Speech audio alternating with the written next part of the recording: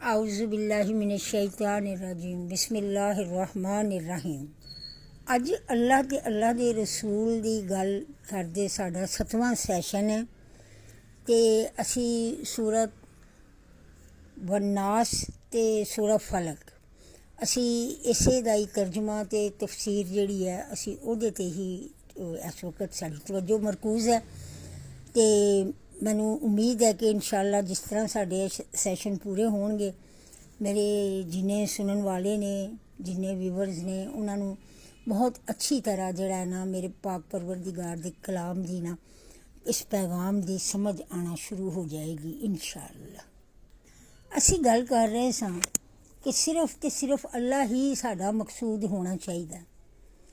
ਹੁਣ ਗੱਲ ਇਹ ਵੇ ਕਿ ਅੱਲਾਹ ਤਾਲਾ ਨੇ ਆਪਣੇ ਹਬੀਬ ਸੱਲੱਲਾਹੁ अलैहि वसल्लम ਨੂੰ ਮੁਖਾਤਬ ਕਰਦੇ ਹੋਏ ਇਹ ਸਾਰੀ ਜਿਹੜੀ ਹੈ ਗੁਫ਼ਤਗੂ ਜਾਂ ਜਿਹੜਾ ਵੀ ਹੈ ਪੈਗਾਮ ਹੈ ਇਹ ਪਹੁੰਚਾਇਆ ਹਜ਼ੂਰ ਸੱਲੱਲਾਹੁ अलैहि वसल्लम ਕਿ ਕਿਸ ਤਰ੍ਹਾਂ ਜਿਹੜਾ ਵੇ ਸ਼ੈਤਾਨ ਦੇ ਵਸਵਸੇ ਤੋਂ ਅੱਲਾਹ ਤਾਲਾ ਦੀ ਪਨਾਹ ਮੰਗੀ ਜਾਏ। ਹੁਣ ਜਦੋਂ ਇਹ ਵਸਵਸਾ ਪਾਉਂਦਾ ਵੇ ਸ਼ੈਤਾਨ ਅਤੇ ਇੱਕ ਸਵਾਲ ਆਉਂਦਾ ਦਿਮਾਗ ਦੇ ਵਿੱਚ, ਤੁਹਾਡੇ ਵੀ ਆ ਰਿਹਾ ਹੋਏਗਾ, ਕਿਆ ਐਸਾ ਮੁਮਕਿਨ ਹੈ ਕਿ ਸ਼ੈਤਾਨ ਜਿਹੜਾ ਵੀ ਉਹ ਨਬੀ ਕਰੀਮ ਸੱਲੱਲਾਹੁ अलैहि वसल्लम ਦੇ ਸੀਨੇ ਦੇ ਵਿੱਚ ਵਸਵਸਾ ਪਾ ਸਕੇ? ਹਰਗਿਜ਼ ਨਹੀਂ। ਕੁਰਾਨ ਮਜੀਦ ਜਿਹੜਾ ਨਾ ਇਹਦਾ ਜਵਾਬ ਦੇ ਰਿਹਾ। ਕੁਰਾਨ ਮਜੀਦ ਦਾ ਜਿਹੜਾ 16ਵਾਂ ਸੂਰਾ ਨਹਲ ਆਇਤ ਨੰਬਰ 98, 99 ਅਤੇ 100 ਇਹਨੂੰ ਨਾ ਜਿਸ ਦੇ ਵੀ ਦਿਲ ਦੇ ਵਿੱਚ ਇਹ ਖਿਆਲ ਆਇਆ ਨਾ ਉਹ ਇਹਨਾਂ ਤਿੰਨਾਂ ਆਯਾਤ ਨੂੰ ਗੌਰ ਨਾਲ ਪੜ੍ਹੇ ਅਤੇ ਇਹਨਾਂ ਦਾ ਤਰਜਮਾ ਪੜ੍ਹ ਕੇ ਸਮਝਣ ਦੀ ਕੋਸ਼ਿਸ਼ ਕਰੇ। ਮੈਂ ਇਹਨਾਂ ਦਾ ਤਰਜਮਾ ਹੀ ਬਿਆਨ ਕਰਾਂਗੀ ਇਹਦਾ ਕਿ ਅੱਲਾਹ ਦੀ ਜ਼ਾਤ ਫਰਮਾ ਰਹੀ ਹੈ ਇਹਨਾਂ ਤਿੰਨਾਂ ਆਯਾਤ ਦੇ ਵਿੱਚ, ਜਦੋਂ ਤੁਸੀਂ ਕੁਰਾਨ ਪੜ੍ਹੋ ਹਜ਼ੂਰ ਸੱਲੱਲਾਹੁ अलैहि वसल्लम ਨੂੰ ਅੱਲਾਹ ਦੀ ਜ਼ਾਤ ਫਰਮਾ ਰਹੀ ਹੈ, ਜਦੋਂ ਤੁਸੀਂ ਕੁਰਾਨ ਪੜ੍ਹੋ ਅਤੇ ਪਨਾਹ ਦੇ ਵਿੱਚ ਆ ਜਾਓ ਆਪਣੇ ਰੱਬ ਦੀ। ਕਿਹਦੇ ਕੋਲੋਂ? ਸ਼ੈਤਾਨ ਮਰਦੂਦ ਕੋਲੋਂ। ਔਰ ਇਸ ਸ਼ੈਤਾਨ ਨੂੰ ਅੱਲਾਹ ਨੇ ਇਖਤਿਆਰ ਨਹੀਂ ਦਿੱਤਾ। ਜਿਹੜੇ ਸਾਹਿਬ ਈਮਾਨ ਨੇ ਇਹ ਉਹਨਾਂ ਦੇ ਉੱਤੇ ਆਪਣਾ ਜਿਹੜਾ ਤਸੱਲਤ ਉਹ ਨਹੀਂ ਪਾ ਸਕਦਾ। ਅੱਲਾਹ ਤਬਾਰਕ व ਤਾਲਾ ਨੇ ਇਹਨੂੰ ਉਹ ਤਾਕਤ ਨਹੀਂ ਦਿੱਤੀ ਜਿਹੜੀ ਅੱਲਾਹ ਤਾਲਾ ਦੇ ਉਹਨਾਂ ਬੰਦਿਆਂ ਦੇ ਉੱਤੇ ਜਿਹੜੇ ਰੱਬ ਦੇ ਖਾਸ ਬੰਦੇ ਨੇ, ਜਿਹੜੇ ਅੱਲਾਹ 'ਤੇ ਤਵੱਕਲ ਕਰਦੇ ਨੇ, ਜਿਹੜੇ ਅੱਲਾਹ 'ਤੇ ਭਰੋਸਾ ਕਰਦੇ ਨੇ, ਉਹਨਾਂ ਨੂੰ ਇਹ ਸ਼ੈਤਾਨ ਕਦੀ ਵੀ ਭਟਕਾ ਨਹੀਂ ਸਕਦਾ, ਨਾ ਉਹਨਾਂ ਨੂੰ ਇਹ ਕਿਸੇ ਵੀ ਤਰ੍ਹਾਂ ਦਾ ਉਹਨਾਂ ਦੇ ਦਿਲ ਦੇ ਵਿੱਚ ਵਸਵਸਾ ਪਾ ਸਕਦਾ। ਔਰ ਉਹ ਲੋਕ ਜਿਹੜੇ ਅੱਲਾਹ ਤਬਾਰਕ व ਤਾਲਾ ਦੇ ਉੱਤੇ ਤਵੱਕਲ ਅਤੇ ਭਰੋਸਾ ਕਰਦੇ ਨੇ ਉਹਨਾਂ ਦਾ ਇਕਤਦਾਰ ਔਰ ਸਿਰਫ ਇਹਦਾ ਸ਼ੈਤਾਨ ਦਾ ਯਾਨੀ ਕਿ ਇਸ ਦਾ ਸ਼ੈਤਾਨ ਦਾ ਇਕਤਦਾਰ ਅਤੇ ਇਹਦਾ ਕਾਬੂ ਸਿਰਫ ਉਹਨਾਂ ਲੋਕਾਂ 'ਤੇ ਚੱਲ ਸਕਦਾ ਹੈ ਜਿਹੜੇ ਸ਼ੈਤਾਨ ਨੂੰ ਦੋਸਤ ਰੱਖਦੇ ਨੇ ਅਤੇ ਮੁਸ਼ਰਿਕ ਹੁੰਦੇ ਨੇ। ਵਾਜ਼ਿਹ ਅਲਫਾਜ਼ ਦੇ ਵਿੱਚ ਦੱਸ ਦਿੱਤਾ ਗਿਆ ਹੈ ਕਿ ਸ਼ੈਤਾਨ ਕਿਹਨਾਂ ਲੋਕਾਂ ਦੇ ਦਿਲਾਂ ਦੇ ਵਿੱਚ ਵਸਵਸਾ ਪਾ ਸਕਦਾ ਹੈ। ਮੋਮਨ ਦੀ ਸ਼ਾਨ ਹੈ ਕਿ ਸ਼ੈਤਾਨ ਉਹਦੇ ਉੱਤੇ ਅਸਰ ਅੰਦਾਜ਼ ਨਹੀਂ ਹੋ ਸਕਦਾ।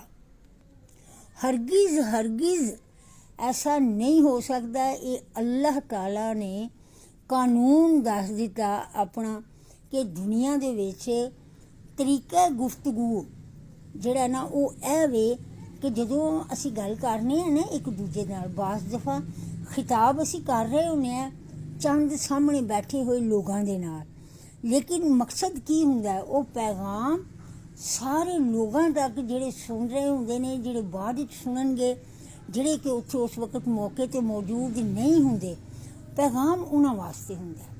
ਜਿਹੜਾ ਸਾਹਮਣੇ ਬੈਠਾ ਹੁੰਦਾ ਨਾ ਉਹਦੇ ਵਾਸਤੇ ਉਹ ਪੈਗਾਮ ਨਹੀਂ ਹੁੰਦਾ, ਉਹ ਤਾਂ ਸੁਣ ਰਿਹਾ ਹੁੰਦਾ। ਉਹ ਉਸ ਪੈਗਾਮ ਨੂੰ ਅੱਗੇ ਜਿਹੜਾ ਨਾ ਪਹੁੰਚਾਉਂਦਾ, ਲੇਕਿਨ ਉਹ ਪੈਗਾਮ ਉਸ ਬੰਦੇ ਵਾਸਤੇ ਜਾਂ ਉਸ ਸ਼ਖਸੀਅਤ ਵਾਸਤੇ ਨਹੀਂ ਹੁੰਦਾ।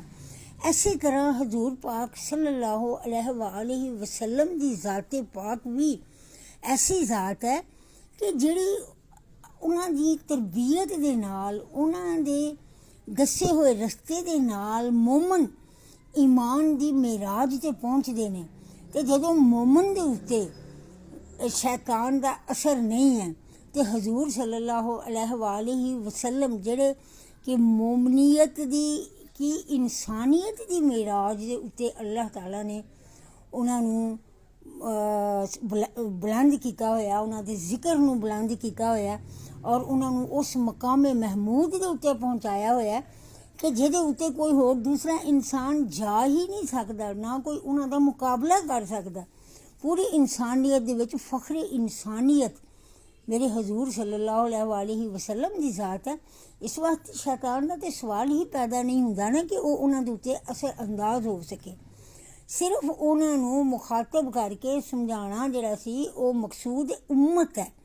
ਹਜ਼ੂਰ ਦੀ ਉਮਤ ਨੂੰ ਦੱਸਣਾ ਇਹ ਜਿਹੜਾ ਨਾ ਇਹ ਦੱਸਿਆ ਗਿਆ ਹਜ਼ੂਰ ਸੱਲੱਲਾਹੁ ਅਲੈਹਿ ਵਸੱਲਮ ਦੇ ਹਵਾਲੇ ਨਾਲ ਕਿ ਉਹ ਜਿਹੜਾ ਨਾ ਇਸ ਗੱਲ ਨੂੰ ਵਾਜ਼ਿਹ ਕਰ ਦੇਣ ਕਿ ਸ਼ੈਤਾਨ ਜਿਹੜਾ ਵੇ ਨਾ ਉਹ ਤੁਹਾਨੂੰ ਕਿਸ ਤਰ੍ਹਾਂ ਵਰਗਲਾਉਂਦਾ ਹੈ ਜਾਂ ਕਿਸ ਤਰ੍ਹਾਂ ਜਿਹੜਾ ਵੇ ਉਹ ਸ਼ੈਤਾਨ ਤੁਹਾਡੇ 'ਤੇ ਅਸਰ ਅੰਦਾਜ਼ ਹੁੰਦਾ ਉਦੋਂ ਜਦੋਂ ਤੁਸੀਂ ਉਹਨੂੰ ਆਪਣਾ ਦੋਸਤ ਬਣਾ ਲੈਂਦੇ ਹੋ, ਜਦੋਂ ਤੁਸੀਂ ਉਹਦੇ ਦੱਸੇ ਹੋਏ ਸ਼ੈਤਾਨੀ ਰਸਤਿਆਂ ਦੇ ਉੱਤੇ ਟੁਰ ਪੈਂਦੇ ਹੋ ਅਤੇ ਅੱਲਾਹ ਦੇ ਨਾਲ ਸ਼ਿਰਕ ਕਰਨ ਲੱਗ ਜਾਂਦੇ ਹੋ ਅਤੇ ਉਸ ਵਕਤ ਜਿਹੜਾ ਨਾ ਸ਼ੈਤਾਨ ਤੁਹਾਡੇ ਦਿਲ 'ਚ ਵਸਵਸੇ ਪਾਉਣਾ ਸ਼ੁਰੂ ਕਰ ਦਿੰਦਾ ਹੈ ਔਰ ਇਸ ਗੱਲ ਦੇ ਉੱਤੇ ਉਹ ਕਾਮਯਾਬ ਹੋ ਜਾਂਦਾ ਆਪਣੀ ਇਸ ਕੋਸ਼ਿਸ਼ ਦੇ ਉੱਤੇ।